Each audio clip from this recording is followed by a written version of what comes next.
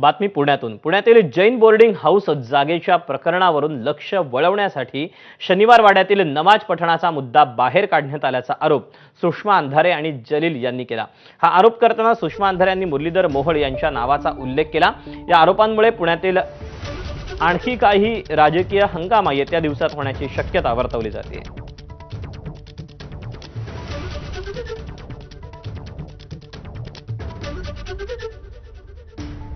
मुळात तो शनिवार वाड्याचा विषय नाही, तर तो केंद्रीय राज्य उड्डाण मंत्री मुरलीधर मोहोळ यांचा पाय जो खोलात जात आहे त्यांना मदत करण्यासाठी आणि जैन ट्रस्टच्या जमिनीचा विषय डायव्हर्ट करण्यासाठी जाणीवपूर्वक मेधाताई आत्ता हा सगळा आकांडतांडव करत आहेत।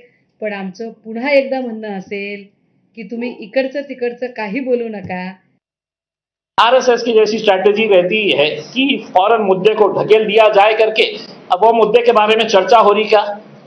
किसी ने मुझसे ये सवाल किया है क्या कि साहब वो वहां का जमीन का घोटाले का मुद्दा क्या हुआ? आपने सवाल क्या किए कि साहब वो मस्जिद का। तो यही एग्जैक्टली नमाज का जो मुद्दा है वो उसको भटकाने के लिए किया गया है। कितने टाइम वहां पर मस्तानी ने नमाज पढ़ी होंगी ये उस वक्त है तो किसी को कोई परहेज नहीं था।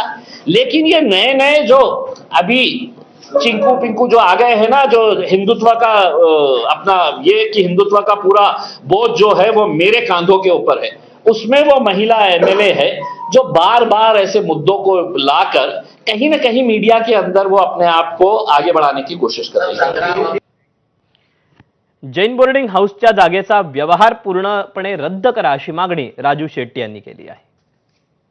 मुरलीधर अण्णा मोहोळ यांची जर का भूमिका प्रामाणिक असेल, त्यांचा काही त्या व्यवहाराशी संबंध नसेल तर अजूनही त्यांना एक संधी आहे। त्यांनी पुढाकार घ्यावा आणि केंद्र सरकारमध्ये असणारं त्यांचं वजन, राज्य सरकारमध्ये असणारं त्यांचं वजन वापरावं आणि हा व्यवहार पूर्णपणे रद्द करावा।